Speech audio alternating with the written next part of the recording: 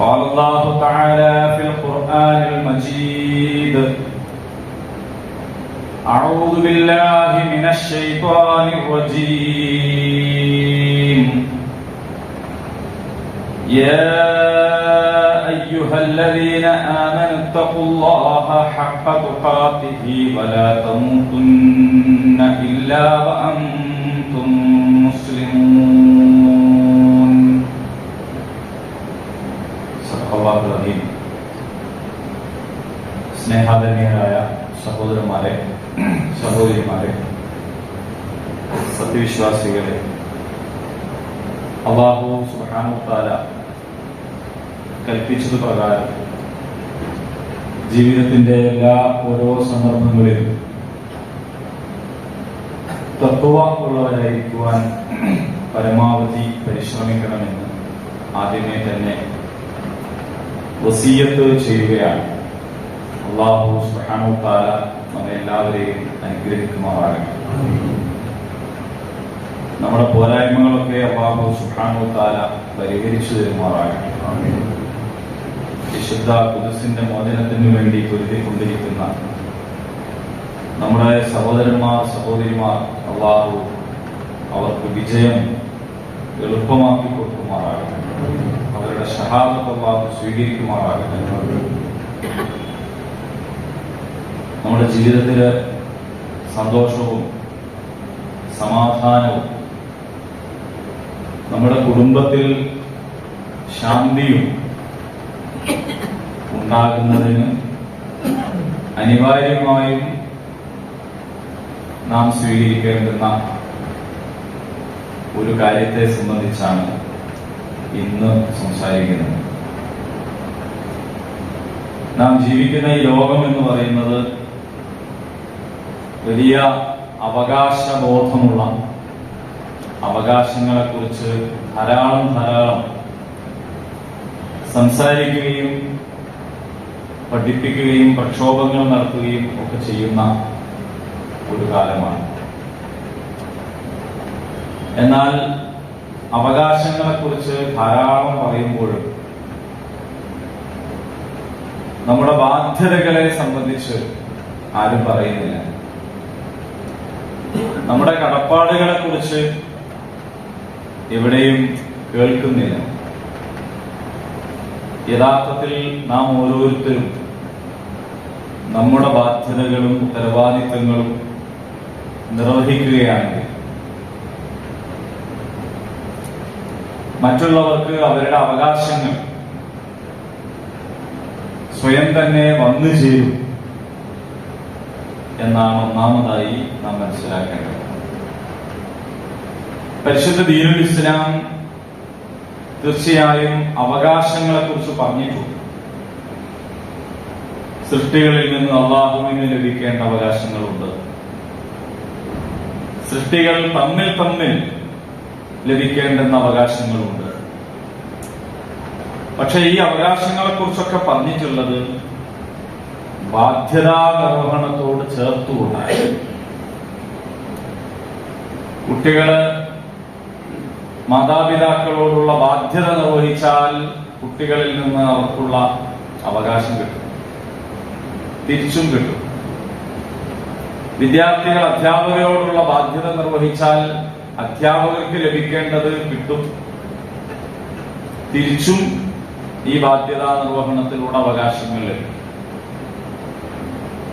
മനുഷ്യന്റെ ബന്ധം, മനുഷ്യർ തമ്മിലുള്ള ബന്ധം എന്ന് പറയുന്നത് വളരെ പ്രധാനമാണ്.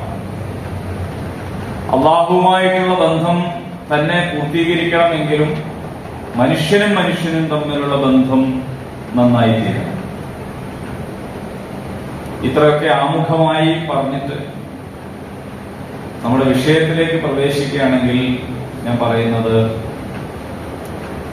നമ്മുടെയൊക്കെ കുടുംബത്തിൽ നിന്ന് ഭാര്യമാരെയും ഭർത്താക്കന്മാരെയും ഒക്കെ നാം ഒഴിവാക്കണം എന്നതാണ്.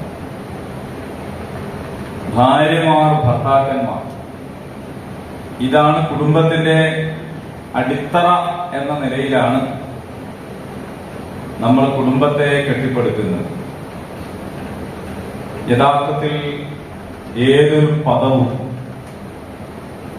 ആ പദം എന്താണോ അർത്ഥമാക്കുന്നത് അതിലേക്കാണ് നമ്മുടെ മനസ്സിനെ നയിക്കുക, നമ്മുടെ മനസ്സുകളിൽ ആശയങ്ങൾ രൂപപ്പെടുക. ഭാര്യ എന്ന് പറഞ്ഞാൽ ഭരിക്കപ്പെടേണ്ടത് എന്നാണ്, ഭർത്താവ് എന്ന് പറഞ്ഞാൽ ഭരിക്കുന്നവൻ എന്നാണ്.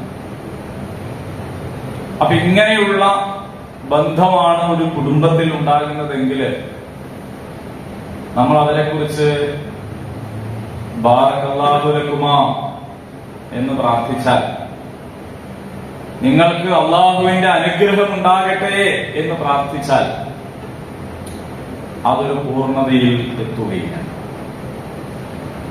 പരിശുദ്ധ ദീനുൽ ഇസ്ലാമിൽ കുടുംബത്തിന്റെ അടിത്തറ എന്ന് പറയുന്നത് സൗജൈൻ എന്നതാണ്. സൗജും സൗജത്തും, ഇണയും തുണയും, അല്ലെങ്കിൽ തുണയും ഇണയും, രണ്ടും ഇണ എന്ന് തന്നെയാണ്. നമ്മൾ രണ്ടും കൂടി മനസ്സിലാവാൻ വേണ്ടി ഒന്നിനെ തുണ എന്ന് പറയുന്നത് എന്നേ ഉള്ളൂ. സ്ത്രീയാണ് ഇണയെങ്കിൽ പുരുഷൻ അവരുടെ തുണയാണ്. ഇനി പുരുഷനാണ് ഇണയെങ്കിൽ സ്ത്രീ അവന്റെ തുണയാണ്. ഇത്രയേ ഉള്ളൂ. എന്ന് പറഞ്ഞാൽ നമ്മുടെയൊക്കെ വീട്ടിൽ ഉള്ളത് ഭാര്യമാരല്ല, യഥാർത്ഥത്തിൽ ഇണകളാണ്. നമ്മുടെ കൂടെ ജീവിച്ചുകൊണ്ടിരിക്കുന്നത് സ്ത്രീകളെ സംബന്ധിച്ചിടത്തോളം ഭർത്താക്കന്മാരല്ല, ഇണകളാണ്. ഈ ഇണയെ എങ്ങനെയാണ് ഓരോരുത്തരും കരസ്ഥമാക്കുന്നത് എന്ന് ചോദിച്ചാൽ അത് ഒരു കരാറിലൂടെയാണ്, ബലിഷ്ഠമായിട്ടുള്ള കരാർ. അതിനെക്കുറിച്ച് മീസാഖൻ ഗലീദ, ബലിഷ്ഠമായ കരാർ, കരുത്തുള്ള കരാർ എന്നാണ് വിശേഷിപ്പിക്കപ്പെട്ടിട്ടുള്ളത്. ആ കരാറിലൂടെ സ്വന്തമാക്കിയിട്ടുള്ളതാണ് ഇണകളെ. ഒരാൾക്ക്, ഒരു സ്ത്രീക്ക് ഒരു പുരുഷന്റെയോ ഒരു പുരുഷന് ഒരു സ്ത്രീയുടെയോ ഇണയാവാനുള്ള താല്പര്യം ഇല്ലെങ്കിൽ, എനിക്ക് ആ ബന്ധത്തിൽ താല്പര്യമില്ല എന്ന് പറയാനുള്ള അവകാശം രണ്ടുപേർക്കുമുണ്ട്. ആരുടെയും താല്പര്യത്തിന് വേണ്ടി നിന്നുകൊടുക്കേണ്ടവരല്ല ഒരു വ്യക്തി. അപ്പോ അന്വേഷിക്കുക, ബോധ്യപ്പെടുക, കാണുക, പരസ്പരം കാണുക, മിണ്ടുക. ഇങ്ങനെയൊക്കെ ഒരു കാര്യം മനസ്സിലായി ബോധ്യപ്പെട്ട് ഒരാളുടെ കൂടെ ജീവിക്കാൻ തീരുമാനിച്ചാൽ പിന്നെ അല്ലാഹുവിൽ തവക്കൽ ചെയ്യുക. നല്ല ഉറപ്പുള്ള ഒരു തീരുമാനമെടുക്കുക, എന്നിട്ട് അല്ലാഹുവിൽ തവക്കൽ ചെയ്യുക, പ്രാർത്ഥിക്കുക. അങ്ങനെ ആ ജീവിതവുമായിട്ട് മുന്നോട്ടു പോവുക എന്നതാണ്. അവിടെ ഒരാളും ഒരാളുടെയും അടിമയല്ല, ഒരാളും വേറെ ഒരാളോട് ഔദാര്യം ചെയ്യുകയല്ല. എന്റെ ഔദാര്യത്തിലാണ് അവൾ കഴിയുന്നത് എന്നൊരു പുരുഷനും പറയാൻ സാധ്യമല്ല. കാരണം ഒരു സ്ത്രീയിൽ നിന്ന് അയാൾക്ക് കാശ് കൊടുത്താൽ കിട്ടാത്ത ഒരുപാട് സേവനങ്ങൾ ലഭിച്ചുകൊണ്ടിരിക്കുന്നു. അങ്ങാടി പോയിട്ട് വാങ്ങാൻ കിട്ടുന്നതാണ് മുതലാളിത്തം നമ്മളോട് പറയുന്നത്. എല്ലാം വാങ്ങാൻ കിട്ടുന്നതാണ്. നിങ്ങൾ ആകെപ്പാടെ കാശുണ്ടാക്കിയാൽ മതി, ബാക്കിയെല്ലാം മാർക്കറ്റിൽ ലഭ്യമാണ്. ഇതാണ് മുതലാളിത്തം നമ്മളെ പഠിപ്പിച്ചുകൊണ്ടിരിക്കുന്നത്. എല്ലാം ലഭ്യമാണ്, എന്നാൽ എല്ലാം ലഭ്യമല്ല. ഭൗതികമായ ചില സൗകര്യങ്ങളും സംവിധാനങ്ങളും ആസ്വാദനങ്ങളും ലഭിച്ചാലും ഒരു മനുഷ്യന് മുന്നോട്ട് പോകാൻ ആവശ്യമായ ആത്മീയമായ കരുത്ത് പൈസ കൊടുത്താൽ കിട്ടുന്നതല്ല. അപ്പോൾ പുരുഷൻ അവന്റെ ജീവിതത്തിൽ നേടുന്ന നേട്ടങ്ങൾ, അവന്റെ വളർച്ച, അവന്റെ വികാസം, പുരോഗതി, ഇതെല്ലാം അവന്റെ ജീവിത പങ്കാളിയുടെ കൂടി സ്നേഹത്താലും സഹകരണത്താലും പിന്തുണയാലും പ്രാർത്ഥനയാലും കിട്ടുന്നതാണ്. അങ്ങനെ വന്നാൽ ഒരു പെണ്ണിനെ കുറിച്ചും ഒരു പുരുഷനും ഞാൻ അവൾക്ക് എന്തോ ഔദാര്യം ചെയ്യുകയാണ് എന്ന് പറയാൻ സാധ്യമല്ല. തിരിച്ചും അങ്ങനെ തന്നെയാണ്. ഒരു പെണ്ണിനെ സംബന്ധിച്ചിടത്തോളം വിവാഹം എന്ന് പറയുന്നത് തന്നെ സനദുൻ ലിൽ മർഅ, അവൾക്ക് വലിയൊരു പദവിയും അവൾക്ക് അംഗീകാരവും അവൾക്കൊരു വിലാസവും അവളായി തീരുന്നതും ഒരു പുരുഷൻ അവളുടെ കൂടെ ഉണ്ടാകുമ്പോഴാണ്. അതുകൊണ്ടാണ് വിവാഹം എന്നത് ദീനിൽ പാതി പൂർത്തീകരിക്കുന്ന ഏർപ്പാടായിട്ട് പഠിപ്പിച്ചിട്ടുള്ളത്. അതുകൊണ്ടാണ് നിങ്ങളിലെ വിവാഹപ്രായമായ ആളുകളെ നിങ്ങൾ വിവാഹം ചെയ്യിക്കുക എന്ന് കൽപ്പിച്ചിട്ടുള്ളത്. വിവാഹരഹിത ജീവിതത്തിന് വലിയ പ്രചാരം കിട്ടുന്ന ഒരു കാലത്താണ് നമ്മളുള്ളത്. നമ്മുടെ കുട്ടികളൊക്കെ നമ്മൾ സിംഗിളായി ജീവിക്കാൻ താല്പര്യപ്പെടുന്നു എന്ന് പറയുകയാണ്. അത് പ്രകൃതി വിരുദ്ധമാണ്. ഒരുപക്ഷെ അവര് വളഞ്ഞ വഴിയിലൂടെ, നേരായതല്ലാത്ത മാർഗത്തിലൂടെ മുന്നോട്ടു പോകാൻ അവർ നിർബന്ധിതരാണ്. വിവാഹരഹിത ജീവിതം എന്നത് പ്രകൃതി വിരുദ്ധമാണ്. മനുഷ്യൻ അള്ളാഹു പടച്ചിട്ടുള്ളത് ഇണയോടൊത്ത് ജീവിക്കുക എന്ന നിലക്കാണ്. മനുഷ്യനെ മാത്രമല്ല, ലോകത്തെ എല്ലാം ഇണകളോട് കൂടിയിട്ടാണ്. എല്ലാം ഇണകളായിട്ടാണ് റബ്ബ് പടച്ചിട്ടുള്ളത്. രാവും പകലും, കടലും കരയും, വെളിച്ചവും ഇരുട്ടും, നെഗറ്റീവും പോസിറ്റീവും എല്ലാം ഇണകളാണ്. മനുഷ്യനും ഇണകൾ വേണം. അങ്ങനെ ഇണകളായിട്ട് രണ്ടു കൂട്ടരും ജീവിച്ചുകൊണ്ടിരിക്കുമ്പോൾ ഒരാളും വേറെ ഒരാളുടെ ഔദാര്യത്തിലല്ല, ഒരാളും വേറെ ഒരാളെക്കാൾ ഉയരത്തിലുമല്ല, ഒരാൾ ഒരാളുടെയും അടിമയുമല്ല. രണ്ട് സ്വതന്ത്രമായ വ്യക്തിത്വങ്ങളാണ്, അള്ളാഹുവിന്റെ പടപ്പുകളാണ്, അള്ളാഹുവിന്റെ ഖലീഫമാരാണ്. നിങ്ങളുടെ വീട്ടിലുള്ള ഓരോ പെണ്ണും അള്ളാഹുവിന്റെ ഖലീഫയാണ്. അവളുടെ അറിവ്, അവളുടെ യോഗ്യത, അവളുടെ പദവി, നിങ്ങൾ അതെന്തെല്ലാം കണക്കാക്കിയാലും റബ്ബ് കണക്കാക്കിയിട്ടുണ്ട്. റബ്ബ് കണക്കാക്കിയത് റബ്ബിന്റെ ഖലീഫയാണ് എന്നതാണ്. അവളോടുള്ള നിങ്ങളുടെ നോട്ടം, പെരുമാറ്റം, ഇടപഴകലുകൾ, അവളോടുള്ള നിങ്ങളുടെ സംസാരം, ഇതെല്ലാം പടച്ച തമ്പുരാന്റെ ഖലീഫയോടുള്ള മാന്യതയോടുകൂടി ആയിരിക്കണം. അത് നിങ്ങളുടെ ബാധ്യതയാണ്. ആ ബാധ്യതകൾ നിങ്ങൾ നിർവഹിക്കുകയാണെങ്കിൽ അവൾക്ക് അവളുടെ അവകാശങ്ങൾ ലഭ്യമാണ്. അവൾക്ക് നിങ്ങളോടുമുണ്ട് ബാധ്യതകൾ. ആ ബാധ്യതകളെ കുറിച്ചും റസൂലുള്ളാഹി സ്വല്ലല്ലാഹു അലൈഹി വസല്ലം പഠിപ്പിച്ചിട്ടുണ്ട്. മനുഷ്യരിൽ ആരുടെയെങ്കിലും മുമ്പിൽ സുജൂദ് ചെയ്യാൻ അനുവദിക്കുമായിരുന്നെങ്കിൽ സ്ത്രീ അവളുടെ ഇണയായ പുരുഷന്റെ മുന്നിൽ സുജൂദ് ചെയ്യാൻ കൽപ്പിക്കപ്പെടുമായിരുന്നു. പക്ഷേ അള്ളാന്റെ മുമ്പിൽ മാത്രമല്ലേ തലകുനിക്കാൻ പാടുള്ളൂ, അള്ളാന്റെ മുമ്പിൽ മാത്രമല്ലേ സുജൂദ് ചെയ്യാൻ പാടുള്ളൂ. അതുകൊണ്ട് തന്റെ ജീവിത പങ്കാളിയുടെ മുമ്പാകെ സുജൂദ് ചെയ്യാൻ പാടില്ല എന്നാണ്. അത്രത്തോളം സ്നേഹം കൊണ്ട്, അത്രത്തോളം ഗുണകാംക്ഷ കൊണ്ട് ചേർന്ന് നിൽക്കുക എന്നതാണ്. അപ്പൊ സ്ത്രീയും പുരുഷനും തമ്മിലുള്ള ഈ ഒരു പാരസ്പര്യം, ഗുന്ന ലിബാസും ലക്കും വഅൻതും ലിബാസും ലഹും, അങ്ങോട്ടും ഇങ്ങോട്ടും ഒരുപോലെയാണ്. നിങ്ങൾ അവരുടെ വസ്ത്രമാണ്, അവർ നിങ്ങളുടെ വസ്ത്രമാണ്. അവർ നിങ്ങളുടെ വസ്ത്രമാണ്, നിങ്ങൾ അവരുടെ വസ്ത്രമാണ്. അങ്ങോട്ടും ഇങ്ങോട്ടുള്ള ഒരു പാരസ്പര്യത്തെ സംബന്ധിച്ച. അപ്പോൾ ചോദ്യം, അങ്ങനെയാണെങ്കിൽ പുരുഷനല്ലേ നേതാവ്? അൽ-റിജാലു ഖവ്വാമുന അലൻ നിസാ, അല്ലേ? പെണ്ണുങ്ങൾക്ക് പുരുഷനാണല്ലോ അധികാരി. പരിശുദ്ധ ഖുർആൻ എന്താണ് പറഞ്ഞത്? അല്ലാഹു തആല പടച്ച പടപ്പുകളുടെ പ്രകൃതത്തെ മറ്റാർക്ക് അറിയുന്നതിനേക്കാളും നന്നായി അറിയുക റബ്ബിനാണ്. ആ റബ്ബ് സുബ്ഹാനഹു തആലക്കാണ് എല്ലാം അറിയുക.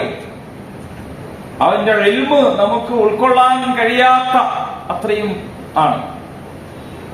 അപ്പൊ മനുഷ്യനെ സംബന്ധിച്ചിടത്തോളം അവന് ഒരു നേതാവ് വേണം. ഏതവസ്ഥയിലും നേതാവ് വേണം. അത് സ്വലാത്തിൽ, നിസ്കാരത്തിൽ വേണം, അവന്റെ ജീവിതത്തിൽ വേണം, അവന്റെ കുടുംബത്തിൽ വേണം. അങ്ങനെ കുടുംബത്തിൽ ആരായിരിക്കണം നേതാവ് എന്ന ചോദ്യത്തിന്റെ ഉത്തരമാണ് അൽ-റിജാലു ഖവ്വാമൂന അലൻ നിസാ. അവിടെ കുടുംബനാഥനാണ്, അവിടുത്തെ പുരുഷനാണ് കുടുംബത്തിന്റെ നേതാവാകേണ്ടത്. സഹോദരന്മാരെ, അങ്ങനല്ലാതെ ഏതെങ്കിലും ഒരു കുടുംബം ഉണ്ടെങ്കിൽ ആ കുടുംബത്തെ പരിശോധിച്ചാൽ നമുക്ക് അവിടെ ഇസ്സത്തിന്റെ കുറവ് കാണാൻ പറ്റും. അല്ലാഹു തആല നിശ്ചയിച്ചതാണത്. ആരാണ് നായകൻ, ലീഡർ ആരാണ്? ആണും പെണ്ണും ജീവിക്കുമ്പോൾ ലീഡർ ആവേണ്ടത് പുരുഷനാണ്. അത് പെണ്ണിനെ ഇകഴ്ത്തി കാണിക്കലാണോ?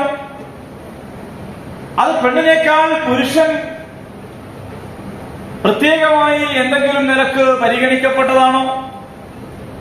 അത് ലീഡർഷിപ്പിനെ കുറിച്ചുള്ള നമ്മുടെ ധാരണക്കുറവ് കൊണ്ട് നമ്മൾ പല തെറ്റിദ്ധാരണകളിലും എത്തിയിട്ടുള്ളതാണ്. പരിശുദ്ധ ദീനുൽ ഇസ്ലാമിൽ ഒരാൾ ലീഡർ ആവുക എന്ന് പറഞ്ഞാൽ അയാൾ പരമാധികാരിയാവുക എന്നല്ല അർത്ഥം. പരിശുദ്ധ ദീനുൽ ഇസ്ലാമിൽ ഒരാൾ ലീഡർ ആവുന്നു, ഒരാൾക്ക് ഇമാറത്ത് ലഭിക്കുന്നു എന്ന് പറഞ്ഞാൽ അതിനർത്ഥം മറ്റുള്ളവരുടെ എല്ലാം അഭിപ്രായ സ്വാതന്ത്ര്യത്തെ നിഷേധിക്കാനും അടച്ചുകളയാനും നിർത്തിക്കളയാനും തന്നിഷ്ടം പ്രവർത്തിക്കുവാനുമുള്ള യോഗ്യത ഒരാൾക്ക് കൈവരുന്നു എന്നല്ല. അങ്ങനെ ഒരു സ്വേച്ഛാധിപതിയുടെ സ്ഥാനത്തല്ല പരിശുദ്ധ ദീനുൽ ഇസ്ലാമിൽ ഇമാറത്ത് ഉള്ളത്. എങ്ങനെയാണ് ഒരു സമൂഹത്തിന്റെ നേതാവ്? അല്ലാഹു തആലയിൽ നിന്ന് വഹീ ലഭിച്ചുകൊണ്ടിരിക്കുന്ന റസൂൽ സല്ലല്ലാഹു അലൈഹി വസല്ലമയോട് പോലും അല്ലാഹു തആല പറഞ്ഞത് അംറുഹും ശൂറാ ബൈനഹും, അവരുടെ കാര്യങ്ങൾ നീ അവരുമായിട്ട് കൂടിയാലോചന നടത്തുക. ആരാണ് നമ്മുടെ നേതാവ്? നമ്മളെ പോലുള്ള ഒരാളല്ല. അല്ലാഹു സുബ്ഹാനഹു വ തആലയിൽ നിന്ന് വഹീ ലഭിച്ചുകൊണ്ടിരിക്കുന്ന റസൂൽ ആണല്ലോ റസൂൽ, അതാണല്ലോ നബി സല്ലല്ലാഹു അലൈഹി വസല്ലം. അങ്ങനെ ആയിരിക്കെ പോലും അല്ലാഹു തആല പറയാണ് നീ അവരുമായിട്ട് കൂടിയാലോചിക്കണം എന്ന് പറയാണ്. കൂടിയാലോചിക്കുകയായിരുന്നു റസൂലുള്ളാഹി സ്വല്ലല്ലാഹു അലൈഹി വസല്ലം. ജീവിതം പരിശോധിച്ചാൽ നമുക്കത് ധാരാളമായിട്ട് കാണാൻ കഴിയും. അങ്ങനെ അനുയായികളുമായിട്ട് കൂടെയുള്ളവരുമായിട്ട് കൂടിയാലോചിച്ചുകൊണ്ട് കാര്യങ്ങൾ നിയന്ത്രിക്കുന്ന, കാര്യങ്ങളെ നല്ല നിലയിൽ കൊണ്ടുപോകുന്ന, നയിച്ചു കൊണ്ടുപോകുന്ന ഒരു സേവകനാണ് പരിശുദ്ധ ദീനുൽ ഇസ്ലാമിൽ ഇമാം, അമീർ, ലീഡർ എന്നൊക്കെ പറഞ്ഞാൽ. അപ്പോൾ കുടുംബത്തിന്റെ നാഥന്റെ പണി എന്താണ്? കുടുംബനാഥൻ കുടുംബാംഗങ്ങളെ മുഴുവനായും വായ തുറക്കാൻ അനുവദിക്കാതെ, അഭിപ്രായം പറയാൻ അനുവദിക്കാതെ, ഞങ്ങളെ തറവാട്ടിൽ പെണ്ണുങ്ങൾ വർത്താനം പറഞ്ഞിട്ടുള്ള ശീലല്ല എന്ന് പറഞ്ഞുകൊണ്ട് നാവടക്കാനും പണിയെടുക്കാനും കൽപ്പിക്കേണ്ടുന്ന ഒരു സ്വേച്ഛാധിപതിയല്ല. അതുകൊണ്ടാണ് ഞാൻ പറഞ്ഞത്, നമ്മുടെ കുടുംബത്തിൽ ഭർത്താവ് വേണ്ട, നമ്മുടെ കുടുംബത്തിൽ ഭാര്യ വേണ്ട എന്ന് ഞാൻ പറയാൻ കാരണം അതാണ്. നമുക്ക് ഇണതുണകൾ മതി. ഇവിടെ ആരും ആരെയും ഭരിക്കുന്നില്ല, ആരും ഭരിക്കപ്പെടുന്നുമില്ല. പരസ്പര കൂടിയാലോചനയിലൂടെ ഒരാളോട് സഹകരിച്ചുകൊണ്ട്, തുണയായിക്കൊണ്ട്, ഇണയായിക്കൊണ്ട് ജീവിക്കുക എന്നതാണ് വേണ്ടത്.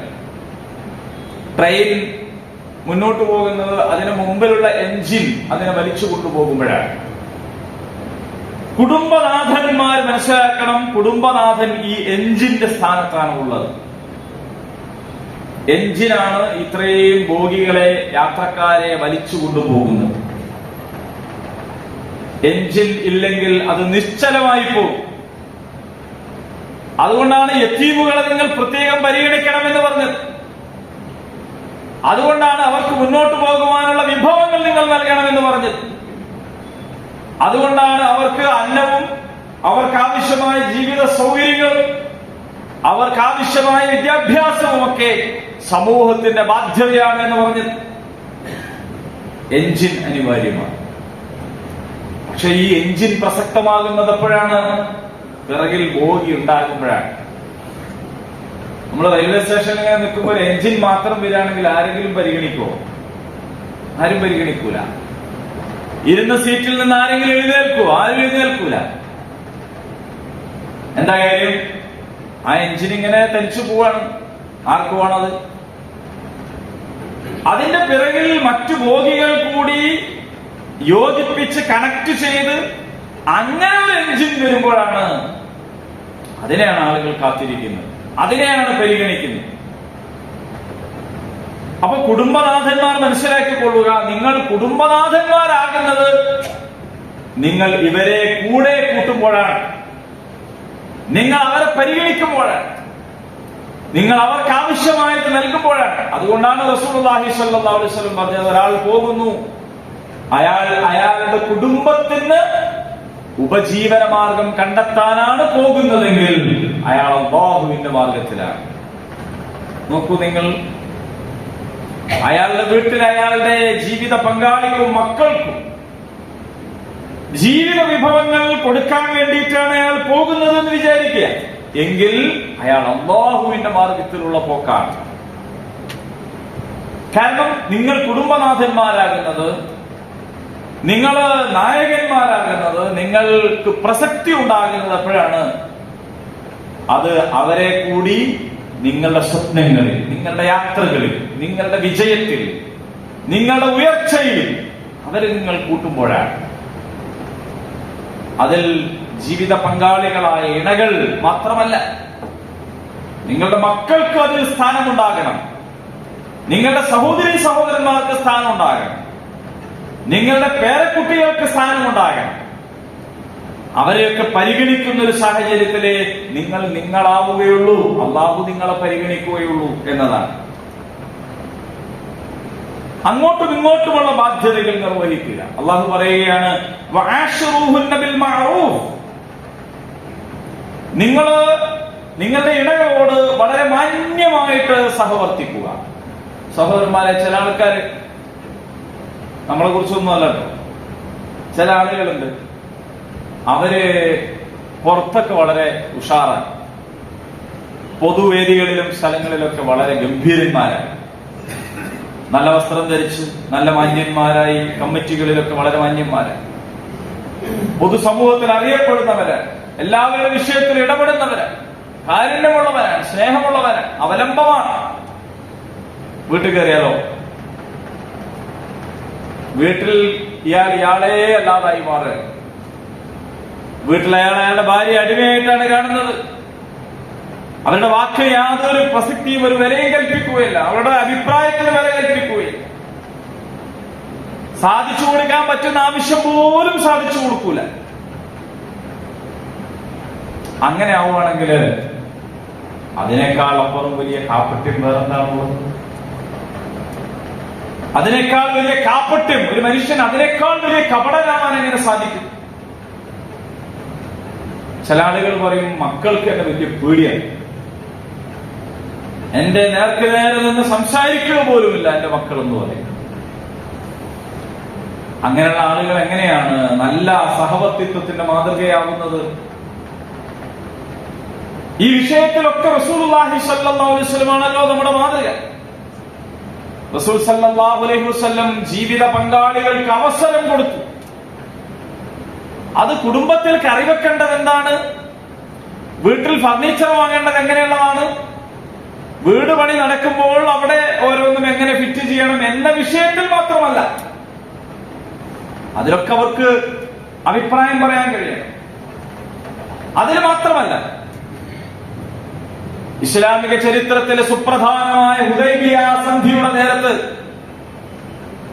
റസൂലുള്ളാഹി സ്വല്ലല്ലാഹു അലൈഹി വസല്ലം അവിടെയുള്ള ആളുകളോടൊക്കെ പറഞ്ഞു, ആ സന്ധി ഒപ്പിട്ടതിന് ശേഷം പറഞ്ഞു, ഇനി നമ്മൾ ഇവിടുന്ന് പിരിഞ്ഞു പോവാ, ഇപ്രാവശ്യം ഉംറല്ല, കരാറനുസരിച്ച് അടുത്ത കൊല്ലം വന്നിട്ട് ഉംറ ചെയ്യാം. ഇപ്പൊ നമ്മളെല്ലാവരും കൊണ്ടുവന്ന ബലിമൃഗത്തെ അറുക്കുകയും പുരുഷന്മാരൊക്കെ തലമുണ്ടനം ചെയ്യുകയും ചെയ്ത് പിരിഞ്ഞു പോവുക. ആരും അനങ്ങുന്നില്ല, എല്ലാവരും സ്തംഭിച്ചുപോയി. കാരണം അവര് വലിയ പ്രതീക്ഷയിൽ വന്നതാണ്. സ്വന്തം നാട്ടിലേക്ക് വന്ന മുഹാജിറുകൾ, അതുപോലെ തന്നെ അൻസാരികൾ ഉംറ നിർവഹിച്ച് തിരിച്ചു പോകാൻ വന്നിട്ട് ഇതിപ്പോ പാതി വഴിയിൽ നിന്നു എല്ലാവരും സ്തംഭിച്ചു നിൽക്കുകയാണ്. റസൂലുള്ളാഹി സ്വല്ലല്ലാഹു അലൈഹി വസല്ലം ടെന്റിലേക്ക് വന്നു. കൂടെ ഉണ്ടായിരുന്ന ഉമ്മു സൽമ റളിയല്ലാഹു അൻഹയാണ്. അപ്പൊ ചോദിച്ചു, എന്താ റസൂലേ? റസൂലുള്ളാഹി സ്വല്ലല്ലാഹു അലൈഹി വസല്ലം കൊടുത്ത മറുപടി എന്താണ്? പെണ്ണെ, നിനക്കിതൊന്നും തിരിയൂല, ഇതൊക്കെ വലിയ വലിയ കാര്യമാണ്, എന്നാണോ?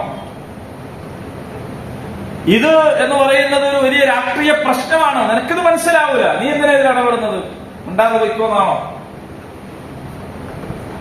റസൂലുള്ളാഹി സ്വല്ലല്ലാഹു അലൈഹി വസല്ലം നമുക്ക് മാതൃക കാണിക്കുകയാണ്. ഉമ്മു സലമ റളിയല്ലാഹു അൻഹയോട് കാര്യങ്ങൾ പറഞ്ഞു, ഞാൻ ഇങ്ങനെ ഒരു പ്രതിസന്ധിയിലാണ്. അവര് ചോദിച്ചു, ഞാന് ഒരു ഉപായം പറയട്ടെ, എന്റെ ബുദ്ധിയിൽ തോന്നുന്ന ഒരു കാര്യം, വാക്കൊന്നും ഇങ്ങനെ ആയിരിക്കില്ല, ആശയാണ് ഞാൻ പറയുന്നത്. റസൂൽ സല്ലല്ലാഹു അലൈഹി വസല്ലം പ്രോത്സാഹിപ്പിച്ചു പറയും. അവര് പറഞ്ഞു കൊടുക്കുകയാണ്, ഇനി അവരോട് നിങ്ങൾ തലമുണ്ടനം ചെയ്യാനോ ബലിമൃഗത്തെ അറുക്കാനോ ഒന്നും പറയണ്ട. അവരൊക്കെ കാണുന്ന ഒരു സ്ഥലത്ത് നിന്നുകൊണ്ട് താങ്കൾ സ്വയം അത് നിർവഹിക്കുക. നബി സല്ലല്ലാഹു അലൈഹി വസല്ലം അത് സ്വീകരിച്ചു. അങ്ങനെ അവിടെ പോയി നിന്നിട്ട് അങ്ങനെ സ്വയം ചെയ്യാനൊരുങ്ങുമ്പോഴേക്ക് എല്ലാവരും ഓടി വന്നു.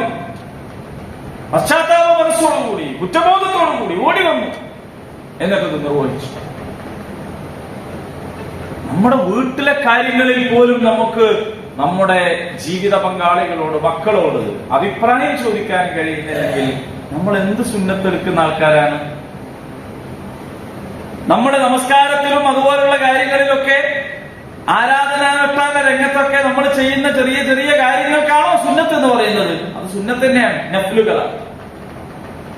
റസൂലുള്ളാഹി സ്വല്ലല്ലാഹു അലൈഹി വസല്ലമയുടെ സുന്നത്ത് നഖം മുറിക്കുന്നതിൽ പരിമിതമല്ല, ചെരുപ്പ് ധരിക്കുന്നതിൽ പരിമിതമല്ല. റസൂലുള്ളാഹി സ്വല്ലല്ലാഹു അലൈഹി വസല്ലമയുടെ സുന്നത്ത് ജീവിതത്തിൽ മുഴുവനും ഉള്ളതാണ്. അങ്ങനെ നമുക്ക് നമ്മുടെ ജീവിത പങ്കാളികളോട് പെരുമാറാൻ കഴിയണം.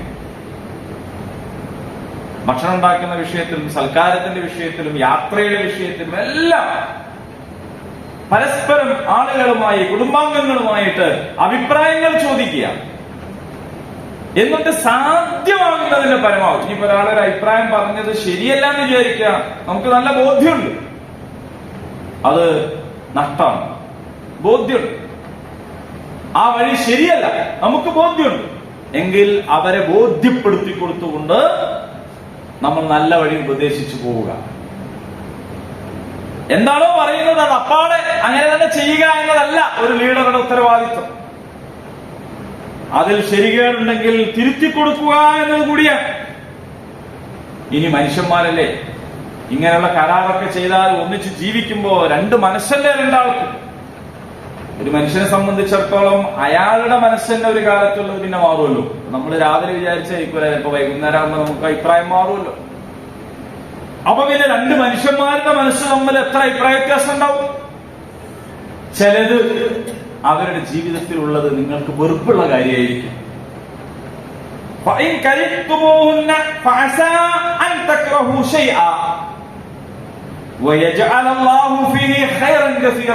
അല്ലാഹു പറയാണ്, നിങ്ങൾ അവരെ വെറുക്കുന്നുവെങ്കിൽ, നിങ്ങൾ വെറുക്കുന്ന ഒരു കാര്യത്തിൽ അല്ലാഹു തആല നിങ്ങൾക്ക് പെരുത്ത് നന്മകൾ നിക്ഷേപിച്ചിട്ടുണ്ടെന്ന് വരാം. നമുക്ക് ഭാവി അറിയില്ല. ചില കാര്യത്തില് നമുക്ക് ഇഷ്ടമുണ്ടാവില്ല, ചില കാര്യങ്ങൾ നമുക്ക് വെറുപ്പുള്ളതായിരിക്കും എന്ന് വിചാരിച്ച് നിങ്ങൾ അപ്പോഴെ അത് എറിഞ്ഞു കളയരുത്. അങ്ങനെ നിങ്ങൾ ചെയ്യാൻ പാടില്ല. നിങ്ങൾ എന്താണ് ചെയ്യേണ്ടത്? നിങ്ങൾ അത് സഹിക്കാവുന്നതാണെങ്കിൽ നിങ്ങൾ അതങ്ങ് സഹിക്കണം. വിട്ടുകൊടുക്കാവുന്നത് വിട്ടുകൊടുക്കണം. പുറത്തു കൊടുക്കാവുന്നത് പുറത്തു കൊടുക്കണം. തിരുത്താൻ കഴിയുന്നതാണെങ്കിൽ തിരുത്തി കൊടുക്കണം. കാരണം അള്ളാഹു നിങ്ങൾക്ക് വേറെ ധാരാളം നന്മകൾ അതിലൊക്കെയും ഉണ്ടാക്കി വെച്ചിട്ടുണ്ടാകാം എന്നതാണ്.